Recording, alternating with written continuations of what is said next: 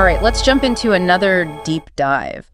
Today, we're taking a look at the incredible journey of Swahili. Ooh, interesting. How it evolved from a relatively unknown dialect to become the most spoken language in Africa. Wow. Connecting a mind-blowing 200 million people. Yeah, that's a lot. And get this, more of those speakers are second language speakers than native speakers. Really? It's true. Our guide for this linguistic adventure is an article aptly titled, The Story of How Swahili Became Africa's Most Spoken Language.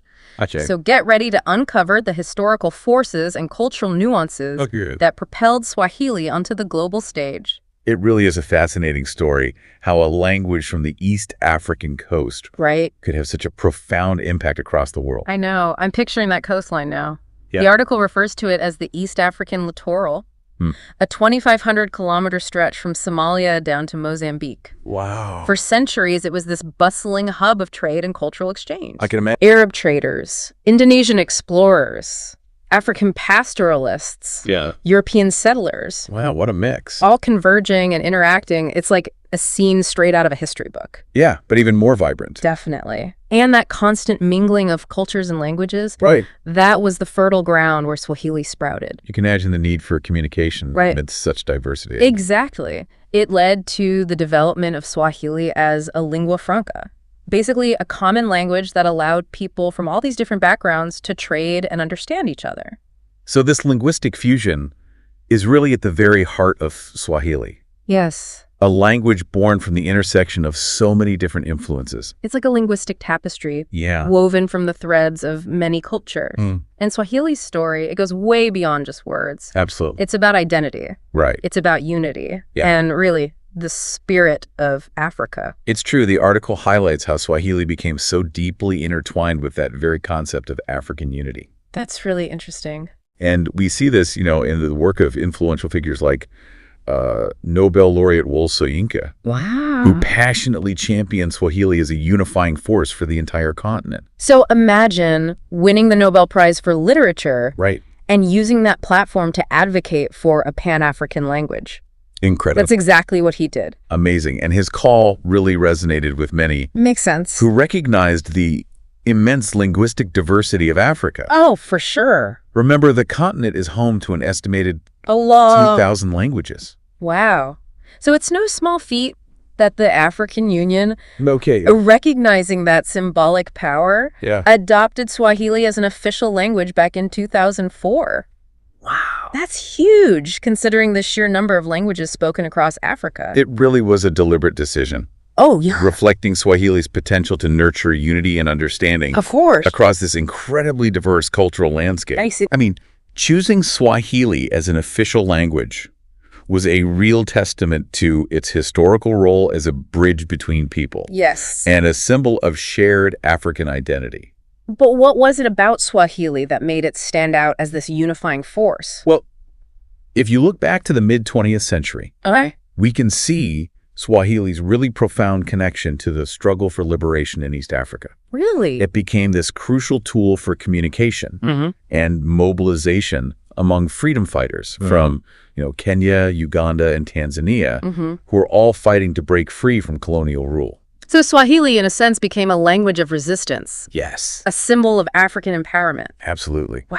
Choosing Swahili over colonial languages like English or French I bet. was a powerful act of defiance. Makes sense. It represented this rejection of European hegemony and a true embrace of African identity. I see. Think about the power of language. Yeah. To give a voice to the voiceless. And in that fight for independence, Swahili really became that voice, a way for people to reclaim their identity. Yes. And express their aspirations for freedom. Wow, it's...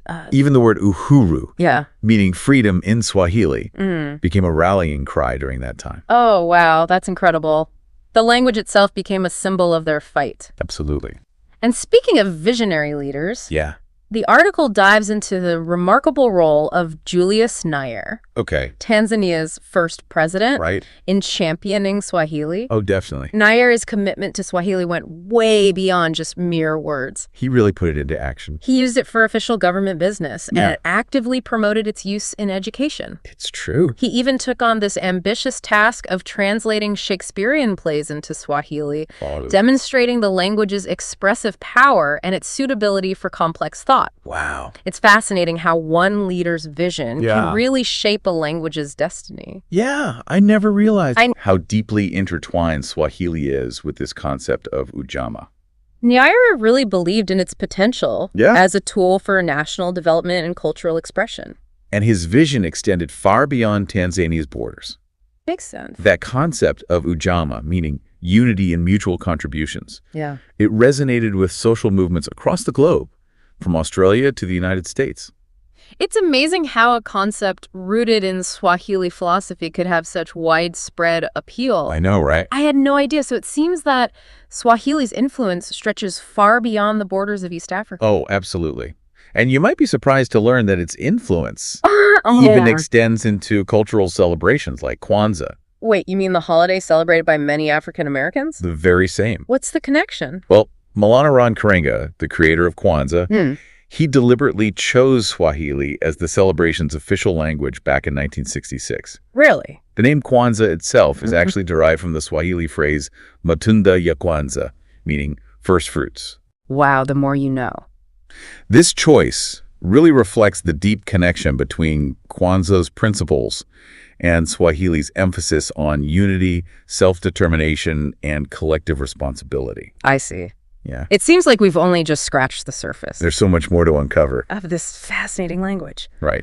Well then, let's continue our deep dive. Let's do it. Into the world of Swahili. Okay. You know, as we dig deeper, I'm really struck by how Swahili's journey mirrors these broader patterns of globalization and cultural exchange. Right. It's not just a story about Africa. It's a story about the interconnectedness of the world. It really shows how cultures and languages influence each other over time. Yeah. It's a two-way street. Yeah. A constant exchange of ideas and expressions. Precisely. The article explains how Swahili became that language of choice for trade and diplomacy along the East African coast. Right. And newcomers, recognizing its value as this communication tool, adopted it. Which further enriched the language and expanded its reach.